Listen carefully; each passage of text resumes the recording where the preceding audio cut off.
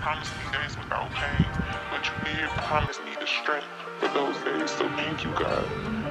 I know that you are honest, God, so thank you for preparing me. I'm your favorite rapper.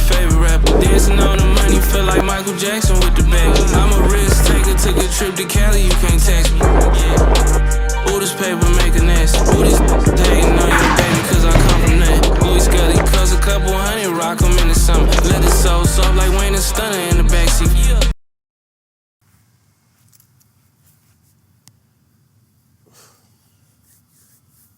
At the start of this month, I turned 22, and I can say that it truly was one of the first times I felt intimately celebrated without something terrible immediately following it up. With that being said, I can say I truly enjoyed my birthday with a peace of mind this year. And given the year I've had, I truly appreciate the time that it's given me to reflect on all the lessons I've learned recently. 3 big lessons have cemented themselves into my lifestyle now and are the core principles as to how I operate now. So I won't waste any more time by telling you that I've learned lessons. I'd rather just tell you what those lessons are. Lesson number 1 is to value your time and connection with people, especially the ones you hold dear, because life can be gone in an instant. For me, 2 of my best friends died this year, and it was sudden. There was no gradual build-up to their deaths.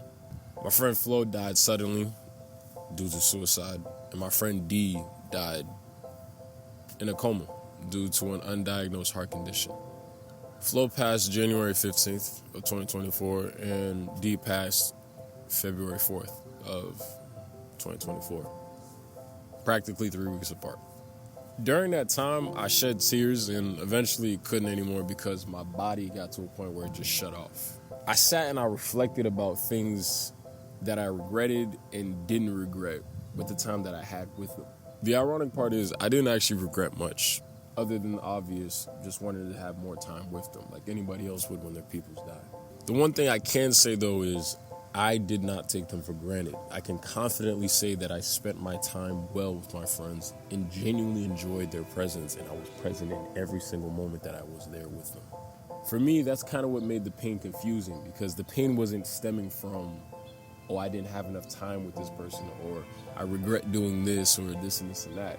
I actually enjoyed all of the time that I had with those friends. See, for most people, when someone that they love passes, it's regret because they feel like they should have spent more time, or they should have checked in more, or they should have went to that place they wanted to hang out when they invited them. But for me, I was always down, always ready to go, no matter what. So my pain actually stems from knowing that I had good friends and only good memories with these people, never negative. The time I spent with those friends was either spent laughing, talking about how we need to better our lives, or just being an open ear to talk about all the problems we had going on. In the friendships that I have and the connections I have with people that I truly care about, I am far more present than I already was because of the fact that I think about the person I'm talking to, the person that I call my friend that I'm looking at. That could have been them that passed. That could have been them that I was wondering, where are they? Are they ever going to wake up from that coma? Or are we ever going to find them from suicide? I would hate to be there, but not there when I'm talking to my friends. I would hate to not be present talking to my friends. I would hate to not value when I'm talking to my friends. Those times for me are valued, and even more now. So for me, that's why it's lesson number 1. Lesson number 2 is to have discipline combined with humility. After the death of my friends, I found myself lost and in a lot of pain. I was in limbo pretty much every day moving forward because I was looking for something to distract myself from how I truly felt inside.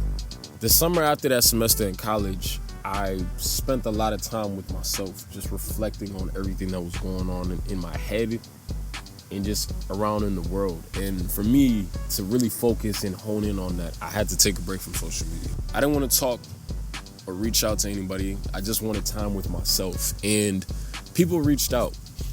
And I can say that from the bottom of my heart, I am so appreciative for people caring and supporting enough to actually care about my well-being through such a vulnerable time. But it got annoying.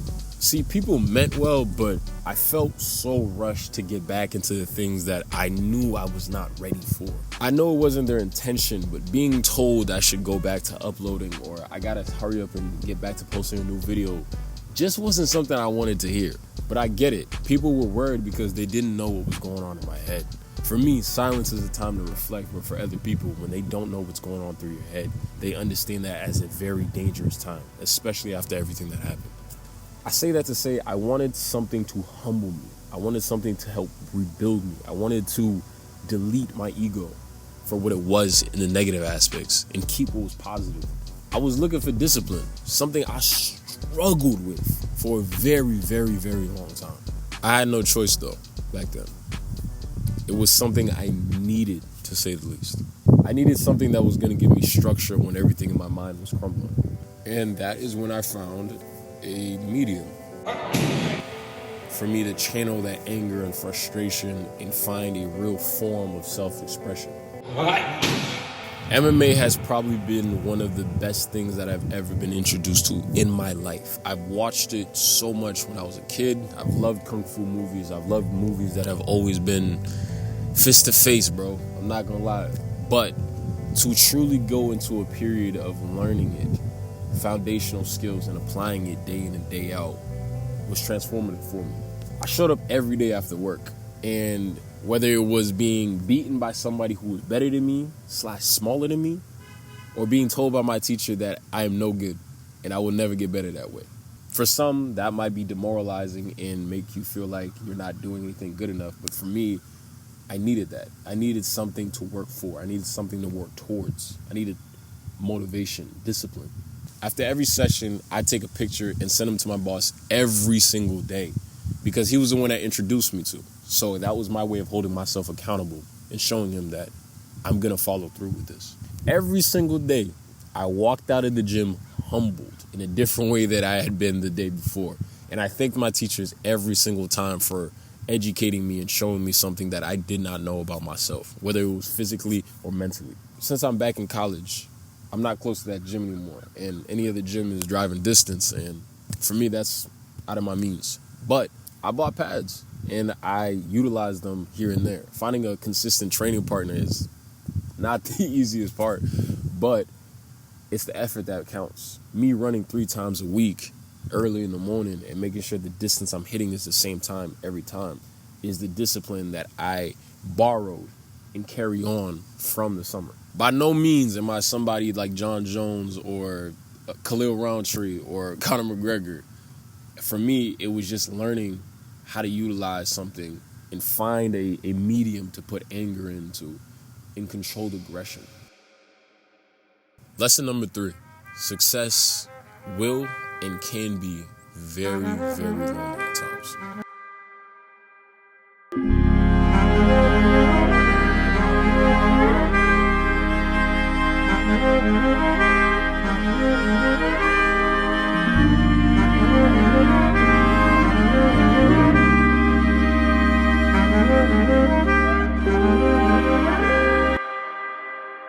With the introduction of my newfound discipline, I have come to the realization that doing what is good for you, staying on your purpose, and staying committed to the goals that you have set for yourself is lonely as fuck.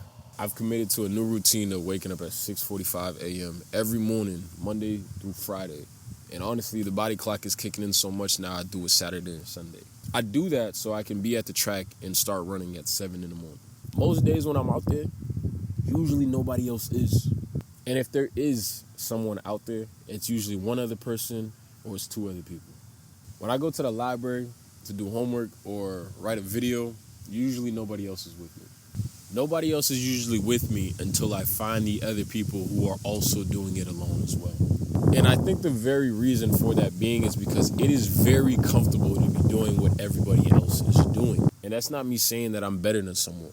I've just come to the realization that for my goals, my aspirations, it requires me to do things that others are not willing to do. It's uncomfortable for me to wake up in the morning that early to go and do something hard like running and sweating and breathing and pushing myself every morning when people aren't. It's uncomfortable for me to watch people go to events and parties when I know I can't, because it's going to take away from the time where I could be utilizing that towards something I want to be doing for myself. It's annoying because it doesn't align with the goals I have for myself. There's times where people find me running and they come and they lock in with a running session. But it's for a short period of time. I never have the expectation that they will show up as much as me. And that's okay. Their goals aren't my goals. So I've come to the understanding that all in all, to get to where I want to go, because that's where my personal goals are, I will be alone in that. My goals require me to be more focused, more tunnel visioned, and more consistent. I want to earn my rewards. So one of the things that I've been doing recently has been learning to practice delayed gratification. And by no means am I perfect. I don't always eat the cleanest. But with that being said, I have to follow up the next day by working harder and running harder. Eventually, one day I'll be better at it. But for now, it's a process. And I'm completely okay with that.